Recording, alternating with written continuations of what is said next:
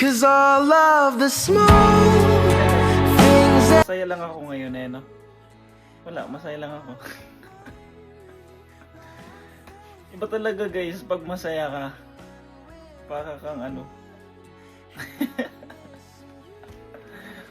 Yung na ba yung feeling na bigla ka na lang sasaya pag may isang bagay na nakita ka.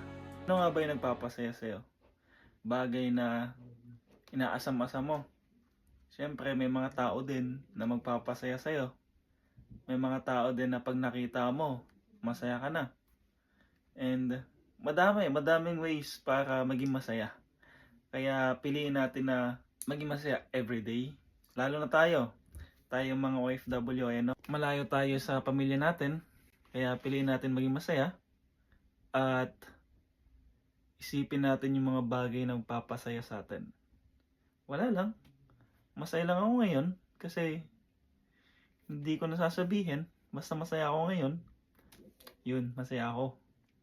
Masaya. 'cause all of the small At sinusulat ko yun dito sa journal ko, So, nagsusulat ako dito ng mga nangyayari sa akin. So, ito yung best friend ko, At, yun, lagi ko itong kasama kahit sa trabaho. Wala lang, share ko lang sa inyo na masaya ako. Sana maging masaya lang din tayo everyday. Yung walang galit sa puso. Walang galit sa puso. Yung maging masaya lang tayo. Yung maging mapagpatawad tayo sa lahat ng bagay. Huwag natin isipin yung mga bagay na makapagpapasakit sa puso natin. Uy! Huwag natin isipin yung mga taong sinakatan tayo. At huwag natin isipin yung mga bagay na negative, Stay positive lang. So, kung ngayon nahihirapan ka, homesick ka ngayon, isipin mo lang yung bagay na pag inisip mo, mawawala lahat ng sakit, mawawala lahat ng pagod mo, magiging masaya ka. Isipin mo yung bagay na wala yung problema mo ngayon. Isipin mo yung bagay na makakating mo kung bakit mo ginagawa to. Kasi hindi naman habang buhay, nandyan ka. Hindi naman habang buhay, may problema ka, Dapat maging happy ka. Maging masaya ka. And ako, masaya ako. Masaya ako, yung walang galit sa puso, Masaya ako, huy.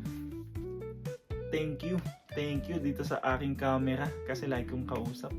Ikaw yung lagi kong kausap everyday, wala nang iba. Kaya napapasaya mo ako. Kung pwede lang, videohan ko lahat. May camera ako sa mata ko para na i-document ko lahat ng nakikita ko And I'm so thankful. Thankful ako kay Boss Marcus kasi in-inspired na ako to do this Project 50, which is motivating myself, creating good habits, and improving myself, So, kailangan natin mag-improve sa mga maliliit na bagay na ginagawa natin. At actually, hindi naman tayo nag-iinom, hindi rin tayo nag-yosi. At wala rin tayong ibang bisyo, walang sugal. And sa mga maliliit na bagay, gusto ko pang ma-improve yung sarili ko. Kasi yun naman yung goal natin. Kaya ako pinasok tong content creation. Kasi for myself, to document myself here in Hungary. Tapos, to make memories, syempre. Para pag uwi ko ng Pilipinas, someday, babalikan ko itong mga memories na to. And wala akong masayang na panahon na yung mga first time ko na nakanasan dito sa Hungary is nado-document ko at the same time pagdating ng future is mapapanood ko siya. And kung gusto mong magsimula sa vlogging or sa content creation, mag-start ka na. And mag-start ka for yourself. 'Di ba? Huwag mo isipin yung viewers, huwag mo isipin yung followers. Actually, kung bibisita ka sa feed ko, wala akong followers. I have 2,000 followers only. So, unlike sa mga ibang vlogger dito sa Hungary, sobrang dami nilang followers. Ako. Kaya kung pupunta ka sa feed ko, huwag kang mag-expect na sobrang dami kong followers. Pero thankful ako sa mga followers ko kasi andyan pa sila. And thank you very much guys for watching my vlog every day. Daily content. Daily daily good habits, improving myself for a little things, and hope meron akong nababahagi sa inyo na good habits. Yung pagbabasa ng libro, everyday nagbabasa ako ng books kahit ilang page, kung yun lang yung kaya ko basahin. And don't forget to follow my page, Jao King. Yun guys, I love you so much. Peace out. Follow for more. Follow mo ako. Naman, follow for more. This is day 11.